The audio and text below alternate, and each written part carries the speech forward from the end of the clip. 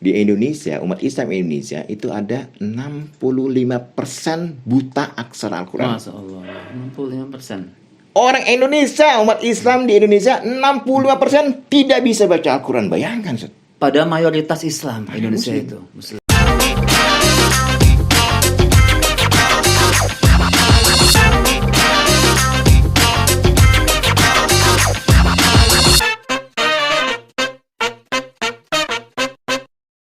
Bismillahirrahmanirrahim. Assalamualaikum warahmatullahi wabarakatuh.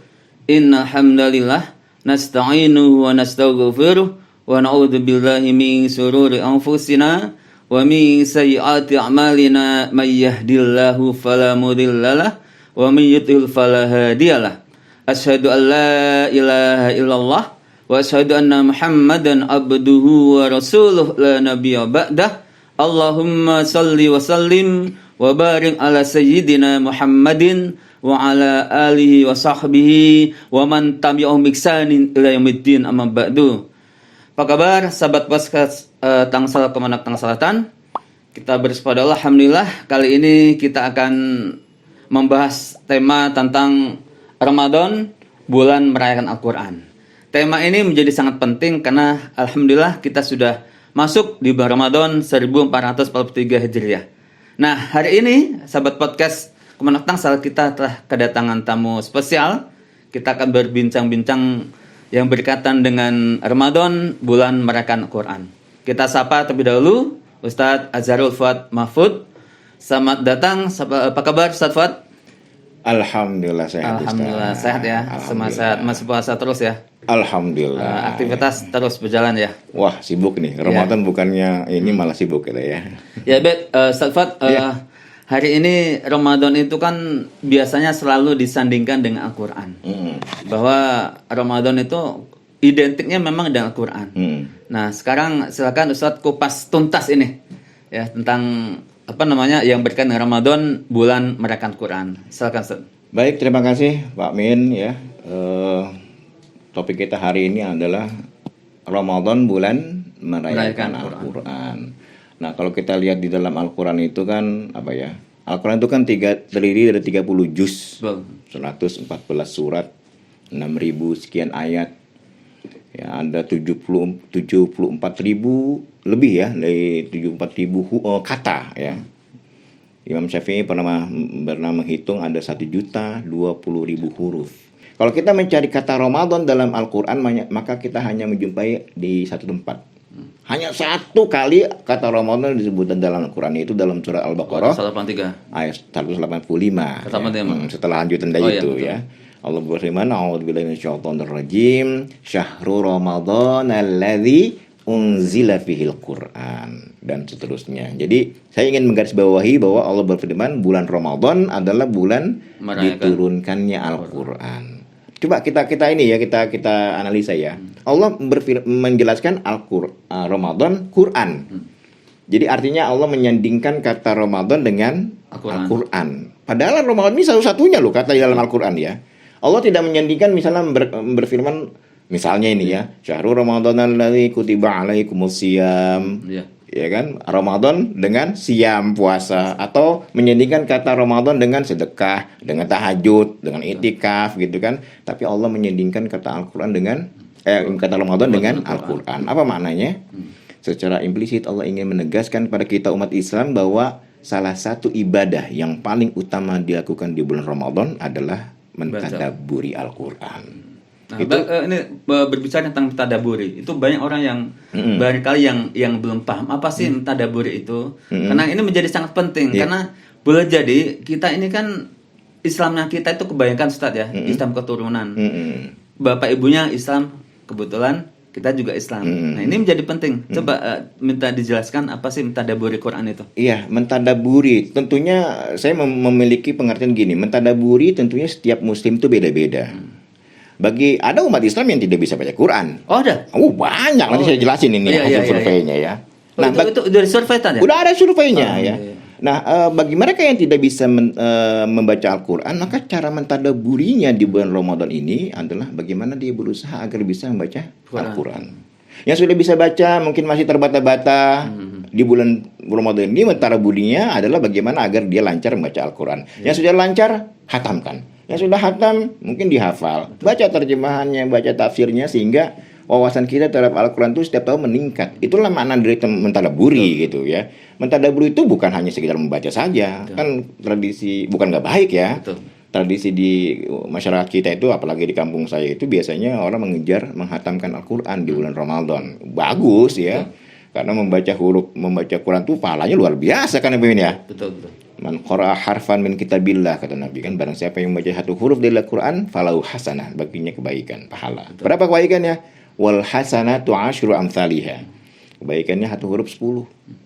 Kata Nabi, la aqulu alif lam mim harfun. Yang aku maksud huruf itu bukan alif lam mim, tapi alif itu satu huruf, lam satu huruf, mim satu huruf. Kalau kita membaca alif lam mim berarti 30 pahala. Jadi gini Ustaz Fat, kadang-kadang karena orang itu mengejar pahala, jadi mungkin dia menganggap nggak usah paham, nggak apa-apa deh, yang penting kan pahala dapat. Nah itu gimana kan? Ya itu berarti itu omongan seperti itu cara mentadabburi orang yang baru lancar baca Al-Quran. Oh gitu ya. Yang baru lancar baca Al-Quran boleh gitu, mentadabburi begitu. Tapi sejalan dengan waktu, ketika dia sudah ada orang setiap Ramadan pasti hatam, kadang bisa 2-3 kali ya. Di luar Ramadan mungkin hatam juga. Nah, bagaimana kan yang sudah sering hatam, cara mentadabburinya itu bukan menghatamkannya lagi, tapi bagaimana memahami maknanya. Karena kita tidak mengerti bahasa Arab, mau tidak mau harus membaca terjemahannya, baca tafsirnya. Itulah makna mentadabburi ya. Bukan berarti orang yang menghatamkan Al-Quran itu tidak baik ya. Itu tadi ya, tadi 10 huruf, satu huruf 10. Al-Fatihah berapa huruf itu? 119 huruf. Kalau kita membaca Al-Fatihah kalikan 10 ya. 1190. Iya. Ustaz Pak Min pernah menghitung surah Al-Baqarah hurufnya berapa? Waduh, nggak pernah. Nggak usah dihitung, baca aja ya. Satu huruf 10. Nah itulah maksud saya mentadabburi Al-Quran itu seperti itu. Nah kalau kita ya, bagi kita kayak usia Pak Min atau usia saya ya, sudah sering lah menghatamkan Al-Quran ya gitu kan. Maksudnya udah berulang-ulang lah gitu ya. Maka cara mentadabburinya adalah bagaimana kita memahami maknanya dengan cara mau tidak mau ya harus baca terjemahannya. Kalau ibu saya bilang itu, bagi mereka yang sudah sudah sering membaca Al-Quran, hatam berkali-kali, bahkan mungkin sudah hafal, maka di Ramadan nanti nih ya, di bulan ini nih sekarang nih, ya cukup baca terjemahannya aja. Jadi itu mentadabburi gitu kan. Karena bagaimana orang bisa mentadabburi Al-Quran kan gini ya. Rangsangan Rasulullah itu mengiming-iming dalam tanda petik umatnya dengan pahala yang sangat luar biasa, satu huruf 10 itu kan tujuannya agar umatnya mau membaca. Betul. Tapi akhirnya Nabi ingin ketika umatnya sering membaca Al-Quran itu dia paham, sehingga bisa diimplementasikan dalam kehidupan sehari-hari. Contoh surat yang paling mudah lah, Pak Amin ya. Mungkin kita sudah hafal surat dasar ya. Surat Al-Maun misalnya ya. Ara'aital ladzi yukadzibu biddin. Fadzalikal ladzi yad'ul yatim wa la yahuddu 'ala ta'amil miskin. Nah, ini kan kita sudah hafal. Ya, kalau kita tanya anak kita yang masih SD itu udah hafal mereka ya. Tapi apakah sudah paham maknanya? Jangan-jangan dia sholat Allahu Akbar, kemudian waladhdallin, ara'aital ladzi yukadzibu biddin, keluar rumah ada pengemis. Malah diusir. Bahkan dibentak anak yatim. Nah itu kan berarti apa yang dibaca tidak sesuai dengan perilakunya sehari-hari. Itulah makna kurang lebih mentadabburi Al-Quran namanya. Ya, jadi gini Ustaz Fat, kadang-kadang mentadabburi itu kan ada ayat-ayat tersurat dan ayat tersirat. Ketika kita melihat bintang dan bulan, itu kita juga bisa mentadabburi ya? Iya bisa. Gitu. Nah itu kan kita nggak bisa hanya menghafal membaca gitu. Kalau kita tidak bisa tidak membaca makna terjemahannya atau tafsirnya.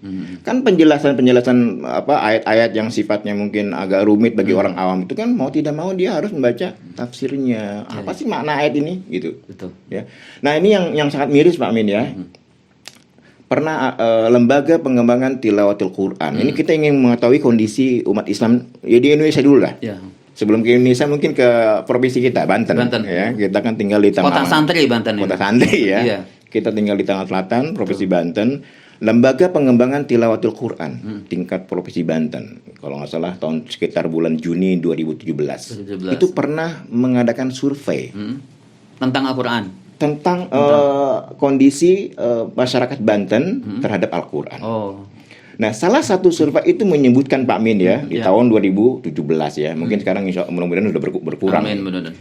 Ada 12,36% umat Islam di Banten buta aksara Al-Quran. 36%. Itu kalau dikalkulasi jumlah total dari seluruh masyarakat. Ya contoh misalnya contoh aja nih, umat Islam di Banten ada 1 juta aja. Berarti ada 120.000 orang. Ya Allah. Buta aksara itu artinya dia tahu tidak mengenal huruf berarti. Iya.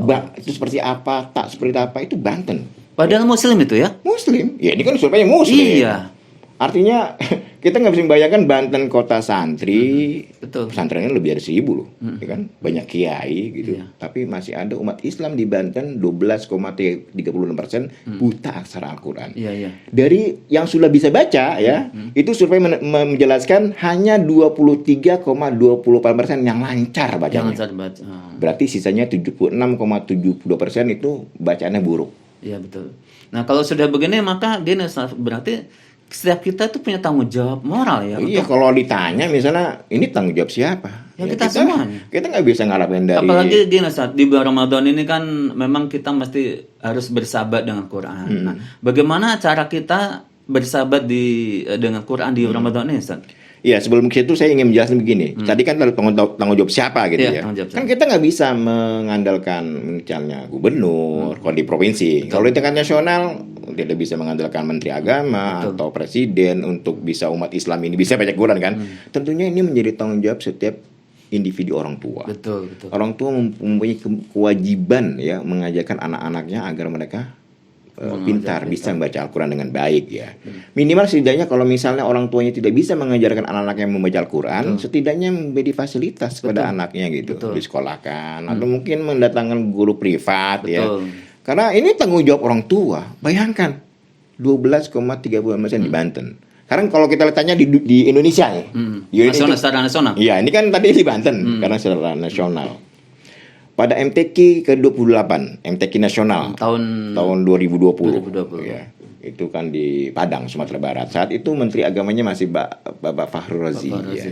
Beliau mengumumkan saat pembukaan ya. Di Indonesia, umat Islam Indonesia itu ada 65% buta aksara Al-Quran. Masya Allah, 65%. Orang Indonesia, umat Islam di Indonesia 65% tidak bisa baca Al-Quran. Bayangkan, Ustaz. Pada mayoritas Islam Indonesia Muslim. Itu Muslim. Nah itu dari jumlah penduduk Indonesia itu umat Islamnya mungkin ya 273 juta. Yang disurvei itu ada 87,24%, berarti ada 229 juta yang disurvei.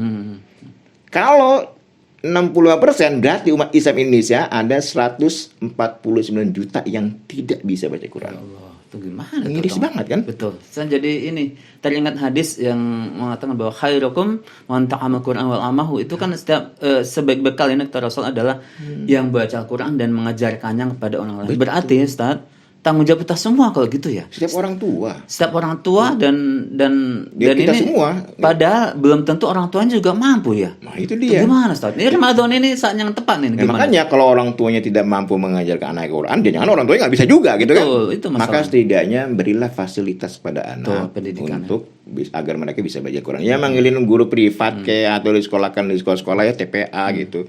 Karena ini tanggung jawab, saya khawatir nanti di akhirat kita dimintai pertanggungjawaban dulu. Anaknya ketika mungkin dia nauzubillah masuk neraka kemudian dia protes pada Allah. Nuntut dia. Jangan masukkan aku ke dalam neraka. Orang tuaku nggak pernah ngajar aku Al-Quran kan bisa gitu. Diseret tuh orang tuanya nanti. Bisa sekali, ya kan? Iya. Nah, ini apa kesadaran kita itu Indonesia loh, 60%. Dunia ada juga. Kalau dunia gini, bukan persentase kalau dunia ya. Saya pernah membaca sebuah buku yang berjudul Spiritual Reading. Artinya hidup lebih bermakna dengan membaca ya. Itu karangan Dr. Raghib As-Sirjani. Di dalam buku itu dia menulis ada seorang Yahudi ya berkata, kami umat Yahudi, orang Israel lah yang sekarang sedang menjajah saudara kita itu di Palestina. Dia mengatakan kami orang Yahudi saat ini itu tidak takut pada umat Islam. Ini tahun 2019. Ya mungkin sekarang juga masih nggak takut ya. Apa yang ditakutin? Dulu itu kan takut mereka kan. Kami ini umat Yahudi tidak takut dengan umat Islam. Salah satu alasannya itu karena umat Islam saat ini miskin membaca. terutama membaca kitab sucinya. Padahal dalam Quran jelas Iqra, ya, bacalah, itu fil amr Tad. Itu malah wahyu pertama ya. Iya, tapi kenapa kita mayoritas tidak sadar?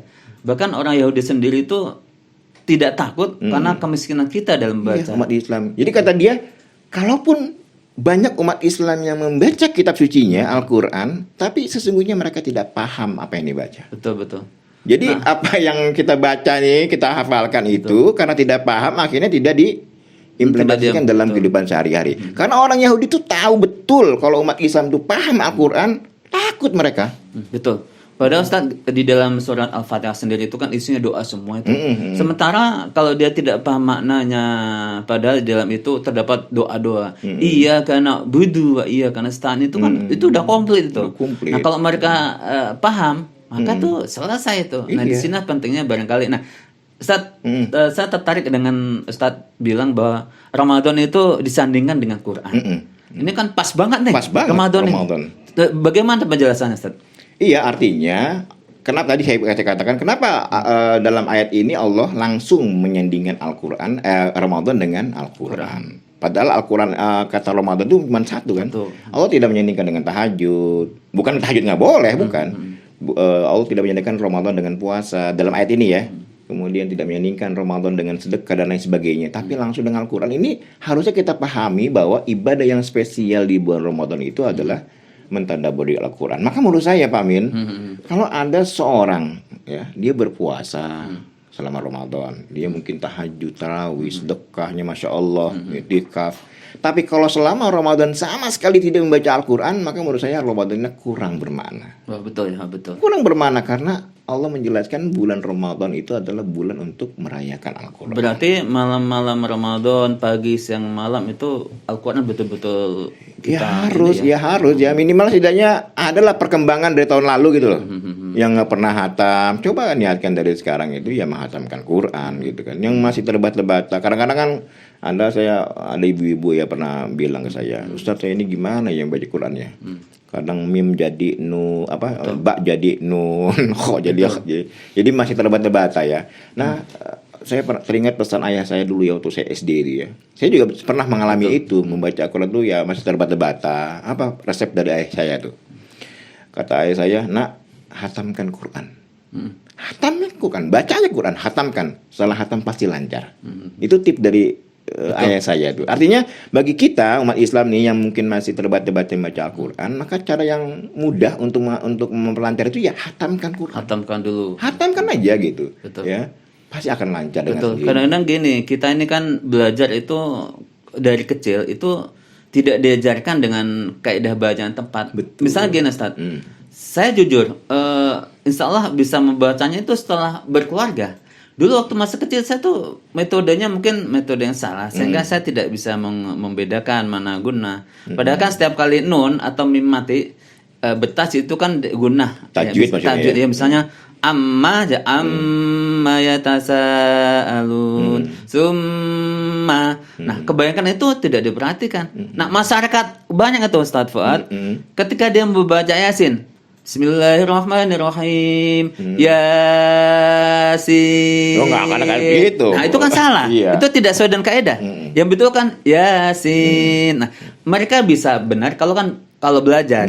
Jadi Ramadan ini tempat juga untuk belajar. Iya, jadi mungkin kita sudah merasa lancar baca Quran, gitu kan? Tapi sebenarnya mungkin ya ada kaidah-kaidah tajwid yang belum kita pahami. Makanya itulah makna dari mentadabburi Quran itu adalah bagian dari kalau kita misalnya merasa sudah lancar, coba bertanya pada orang yang sudah yang lebih pintar, apakah bacaan saya ini murojaah lah ya, bacaan saya ini sudah benar belum Ustaz?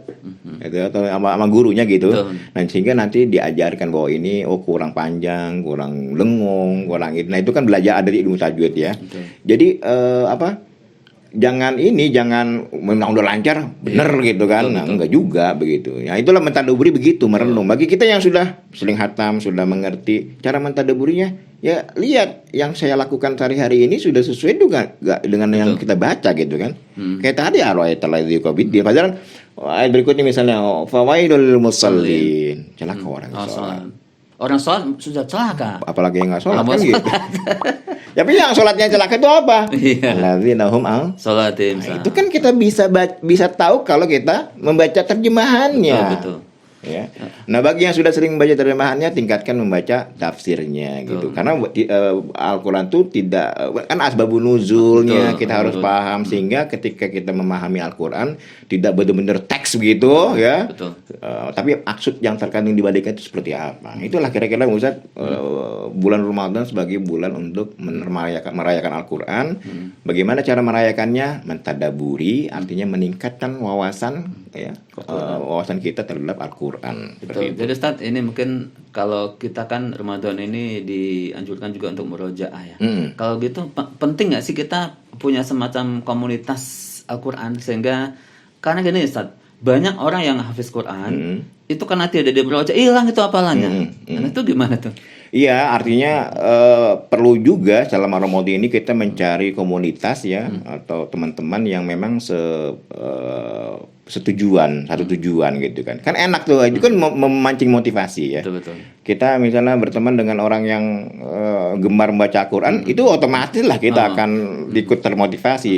Makanya kalau misalnya ada grup misalnya one day one juz, ya bagus-bagus aja gitu ya untuk tahap-tahap awal gitu kan. Tapi menurut saya jangan hanya sekedar menargetkan hanya untuk khatam gitu. Ya. Ini saya bicara untuk orang yang sudah sering khatam ya, yang sudah lancar ya. Iya. Tapi tujuan Rasul itu menyuruh umatnya membaca Al-Qur'an dengan pahala yang sangat besar itu adalah bagaimana agar Al-Qur'an itu dipahami. Kalau hanya dibaca itu ya dapat pahala gitu. Tapi itu bukan tujuan akhir. Gini, Pak Min misalnya jalan-jalan ke Cina. Atau ke jangan Cina lah, Jerman misalnya ya, atau Perancis, ke negara Eropa sana. Kan kita nggak bisa baca Jerman, nggak bisa baca Perancis kan. Pak Min lagi jalan-jalan, kesasar. Betul. Dilihat ada petunjuk arah. Kan bingung kalau kita nggak ngerti, gitu kan? Itu padahal itu petunjuk jalan, tapi karena kita tidak paham, itu bukan petunjuk bagi kita. Karena ketidakpahaman tadi. Ya, jadi hudal linnas itu adalah bagi mereka yang paham maknanya. Gitu. Kalau kita hanya membaca, berarti kita belum paham maknanya. Gitu. Iya, karena Quran itu kan sebagai pertama sebagai hudan, sebagai petunjuk, kedua sebagai Al-Furqan sebagai pembeda antara hak dan batil. Bagaimana kita mau tahu mana yang hak, mana yang batil kalau kita tidak mengerti kan gitu ya. Jadi berbicara tentang tadabbur Quran ini Ustaz, itu kadang-kadang tergantung level. Kalau anak kecil mungkin mereka belum mampu untuk bertadabbur ya. Jadi mungkin pertama dia baca, menghafalkan. Kalau sudah hafal remaja ke atas mungkin tadabbur seperti itu ya. Iya. Jadi makanya tadi saya katakan mentadabbur itu tentunya setiap orang beda-beda gitu kan. Bagi anak kecil yang baru belajar mungkin cara mentadabburinya itu ya dengan memperlancar, mungkin menghafal gitu kan. Tapi bagi kita usia-usia kita ini harusnya mentadabburi Al-Qur'an itu sudah waktunya kita membaca artinya. Oh iya, betul. Membaca tafsirnya gitu lah. Jangan sampai di usia kita yang sudah kepala 4 lebih ini bahkan masa pensiun mungkin kan ya. Iya. Tapi pemahaman kita terhadap Al-Qur'an itu tidak berkembang ya, malu dengan anak kecil gitu. Jadi gini, kalau kita rajin baca Quran itu kan Allah kita disebut sebagai keluarga Allah. Saya ingat hadis diriwayatkan oleh Ahmad bahwa sesungguhnya di antara manusia itu terdapat keluarga Allah. Itu. Dan para sahabat bertanya, siapa wahai Rasul sahabat Allah itu?